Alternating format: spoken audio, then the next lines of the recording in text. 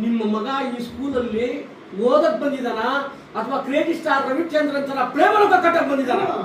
ಅಲ್ಲ ಸಾಹೇಬ್ರೆ, ನನ್ನ ಮಗ ಅಂತ ತಪ್ಪು ಏನ್ ಮಾಡಿದಾನೆ? ಏನು ಮಾಡ್ದ ಮೇಡಮ್? ಮಾತಾಡಿ. ನೋಡಿ ರಂಗಪ್ಪ ಅವ್ರೆ, ನಾನು ನನ್ನ ಪಾಡಿಗೆ ಪಾಠ ಮಾಡ್ತಾ ಇದ್ದೆ.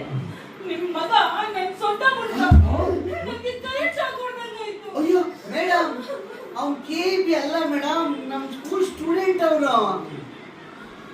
ರಂಗಪ್ಪ ಅವ್ರೆ, ಮೇಡಮ್ ಈ ಸ್ಕೂಲಿಗೆ ಬಂದು 3 ವರ್ಷ ಆಯ್ತು.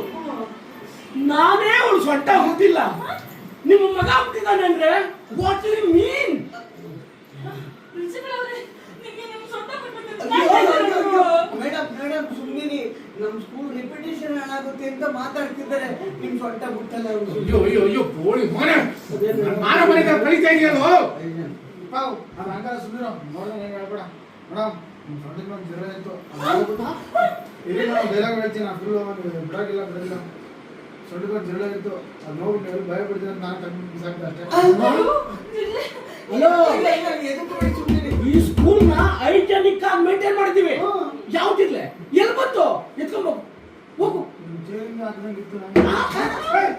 ಅಯ್ಯೋ ನಾನು ಇಲ್ಲಿದ್ದೆಲ್ಲ ಸತ್ತಿರ್ಲಿ. ಅಯ್ಯೋ